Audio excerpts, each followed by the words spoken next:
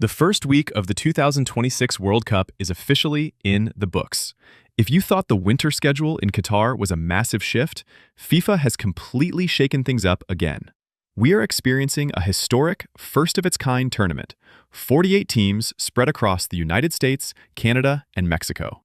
We've seen 3 consecutive opening ceremonies, a massive lineup of performers, and yes, the return of Shakira. Because is it really a World Cup until she drops a track? If you want the ultimate breakdown of everything that happened in Week 1, hit that subscribe button and let's dive right in. Chaos, cards, and VAR drama. Let's start with the aggression. The tournament kicked off with a heavily physical clash between host Mexico and South Africa. Mexico completely overpowered their opponents, restricting South Africa to just 2 penalty box entries. The match was incredibly physical, ending with a staggering 3 red cards being shown. To put that in perspective, the entire 2022 World Cup in Qatar only saw 4 red cards. We also witnessed history with the new VAR protocol during the USA versus Paraguay match. After the USA dominated the game with their intense high pressing and athleticism, a controversial moment occurred. The referee initially called a foul for Paraguay and booked the USA's Tim Ream. However, following a VAR review, the referee overturned the foul, canceled Ream's yellow, and instead booked Paraguay's Miguel Almiron for diving. Players looking to embellish contact are going to have to think twice in this tournament. Historic milestones and broken records. The big names didn't just show up, they rewrote the history books. The ageless wonder. At 39 years old, playing in his 200th match for Argentina, Lionel Messi dropped a hat trick. This phenomenal performance brought his total World Cup goal tally to 16, tying Miroslav Klose as the top scorer in World Cup history. Manager Lionel Scaloni summed it up perfectly. He's been doing this for 20 years. Beyond the result, we should just enjoy his football. Meanwhile, the new generation is not holding back. Kylian Mbappé scored twice in France's 3-1 revenge victory against Senegal. With those goals, Mbappé officially surpassed Olivier Giroud to become France's all-time leading goalscorer. Erling Haaland made his highly anticipated World Cup debut for Norway, immediately bagging 2 goals against Iraq in a 4-1 victory. We also saw Germany casually put 7 goals past Curaçao in a 7-1 thrashing.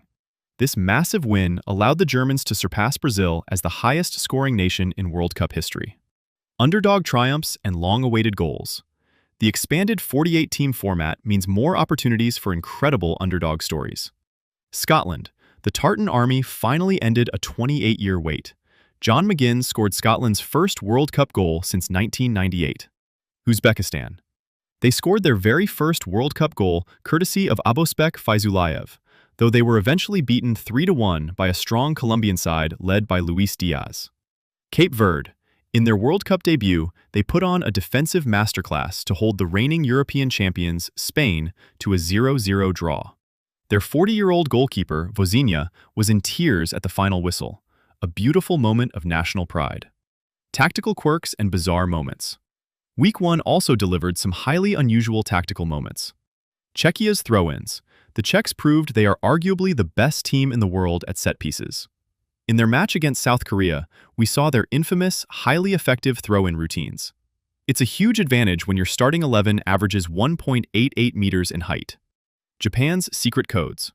In their thrilling 1-1 draw against the Netherlands, Japan's manager, Hajime Moriyasu, used a whiteboard covered in large, coded numbers and shapes to communicate tactics over the stadium noise. And in classic Japanese fashion, the fans and players flawlessly cleaned the stadium and their dressing room before leaving. The quickest sacking. It only took 1 game for a managerial casualty. After a heavy 5-1 defeat to Sweden, the Tunisian Football Federation fired manager Sabri Lamouchi immediately. To make matters worse for Tunisia, the Swedish star who scored twice against them, Yasin Ayari, is of Tunisian descent. Wrap up. From England's thrilling comeback against Croatia, led by Harry Kane's penalty mind games, to the intense 1v1 battles between Vinicius Jr. and Achraf Hakimi in the Brazil-Morocco draw. Week 1 delivered on every front. If this is just the beginning, the knockout stages are going to be absolute cinema. What was your favorite moment of Week 1? Drop it in the comments below. Don't forget to like, subscribe, and turn on notifications so you don't miss our Week 2 analysis.